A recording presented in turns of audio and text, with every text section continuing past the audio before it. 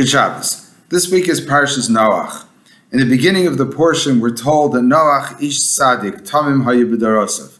Noach is a righteous man. He's perfect in his generations. And of course, it says that Noach matza chen b'nei Hashem. Noach found favor in the eyes of God. And although the generation that existed at that time deserved complete obliteration, Noach and his family are all saved.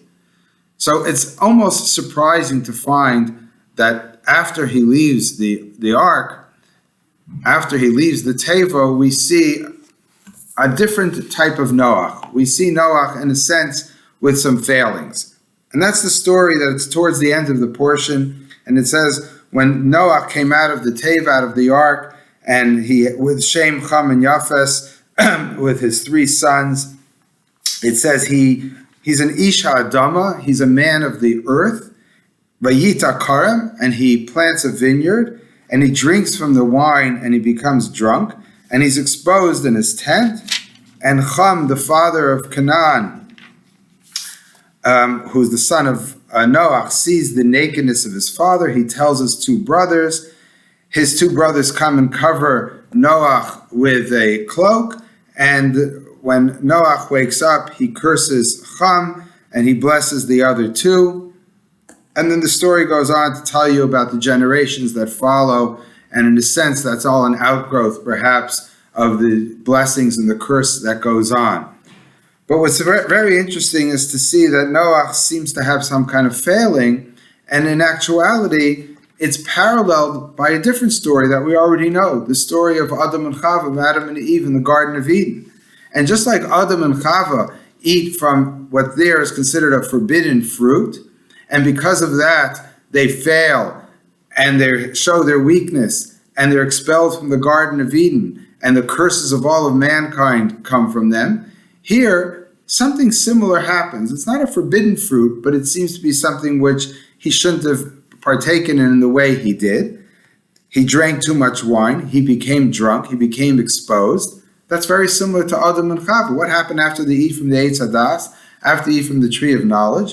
They realize that they're naked, but they were naked all along. But then they realize Vayisposhashu, and they become embarrassed. And here it's taken for granted that this is an embarrassing position for Noach to be in, and it's the drinking of the wine, eating or drinking of something which might have been now permissible, but not, and it shouldn't have been done in excess. And as a result, he's exposed.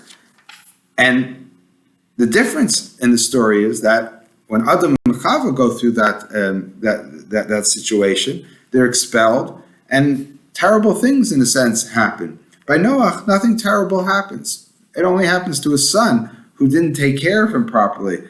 But nothing happens to Noach. Why is that? So I'd like to suggest that which we're told about Noach in the beginning of the story is really what saves Noach from being punished or suffering as much as Adam and Chava, Adam and Eve did when they ate from the tree of knowledge. And what is that? It said that he's an Ish Tzaddik, he's righteous, and it also Tamim Hayu B'darosav. He's perfect in his generations. And there's different explanations of what that means. Some people say he's perfect in his generation, but if he would have lived in the time of Avraham, in the time of Abraham, he wouldn't be anything so special. That's one approach to it. The other approach is, though, no, he's perfect. He's a perfect man. A third approach that I would suggest is Tamim Hayu B'darosav, he was perfect in his generations, meaning in the fact that he had children. And here's the difference between this story and the story of Adam and Chava in Gan Eden, in the Garden of Eden. When Adam and Chava sinned, or took from the tree of knowledge, they didn't have any children.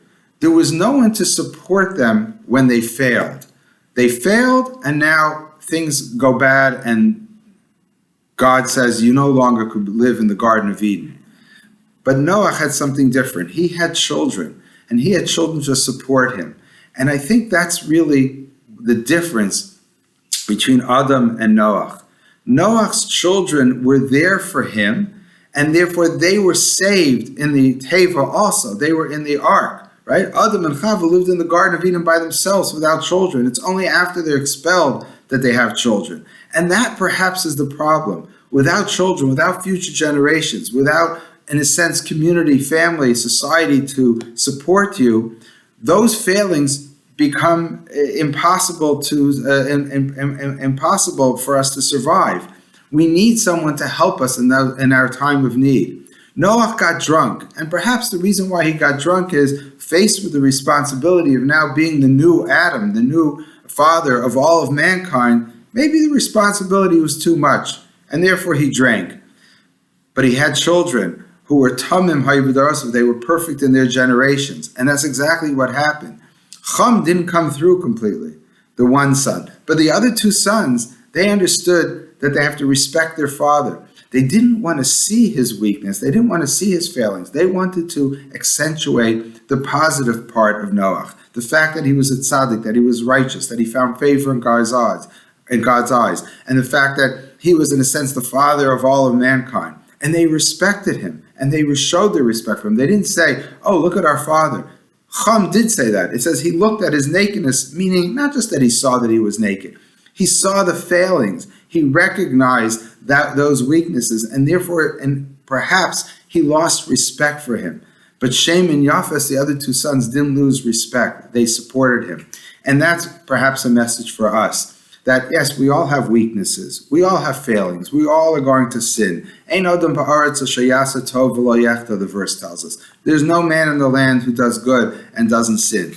We're all going to fall in one way or another. The question is if we have someone to support us, whether that's our spouse, our neighbor, our community, or our children. That's really the answer lies. That we need someone to say, okay, let's pick up where they lost. Just look at the story of even Yaakov and Dinah, just as an example. Dinah, his daughter, is raped, and Yaakov sits silently waiting for the children to come home. When the children to come home, they take the situation at hand, and they do what's necessary. Again, that's a different story, and it's a question whether they did the right thing or not.